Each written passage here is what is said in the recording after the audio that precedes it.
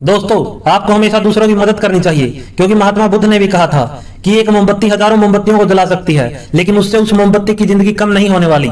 दोस्तों, यदि आप लोगों पर दया दिखाते हो तो लोग आपको याद रखेंगे क्योंकि दया का उल्टा याद बनता है। दोस्तों, अगर आप दूसरों का भला करने की सोचते हो तो आपको भी लाभ मिलेगा क्योंकि भले का उल्टा लाभ होता है। और दोस्तों, मदद का मतलब ये नहीं है कि आप बदले में कुछ पाने की इच्छा रखो, बल्कि मदद तो एक निस्वार्थ सेवा है उनके लिए जो आपके लिए बदले में कुछ भी नहीं करने वाले, लेकिन दूसरों की मदद करने से इनडायरेक्टली आपको बहुत कुछ मिलेगा। दोस्तों, ये एक अलग बात है।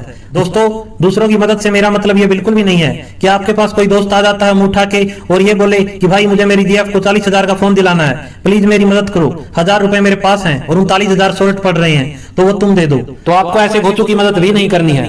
दोस्तों, मान लो तुम बस में कहीं जा रहे थे और अपनी सीट पर बैठकर अपनी बोतल से पानी पी रहे थे, और जब तुम पानी पी रहे थे तो तुम्हारी तरफ एक व्यक्ति देख रहा था क्योंकि उसे प्यास लगी थी। उसका चेहरा देखकर तुम भी समझ चुके थे कि उसे प्यास लगी है, लेकिन फिर भी तुम अपने पानी को गटक गटक पी जाते हो और उस व्यक्ति को कुछ भी नहीं देते।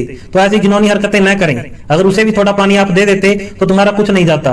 दोस्तों, याद रखना, जो दिमाग से ज्यादा शातिर होते हैं और दिल से घिनौने होते हैं तो लोग उनसे जुड़ते तो हैं लेकिन सिर्फ अपने मतलब के लिए, लेकिन दूसरी तरफ जो इंसान दिल के अच्छे होते हैं लोग उनके साथ दिल से ही जुड़ते हैं। और दोस्तों, मेरे हिसाब से तो वो हाथ किसी काम के नहीं जो सिर्फ भगवान से कुछ मांगने के लिए उठाए जाते हैं, और जब दूसरों की मदद करने की बारी आती है तो वो बगल में छुपा लिए जाते हैं।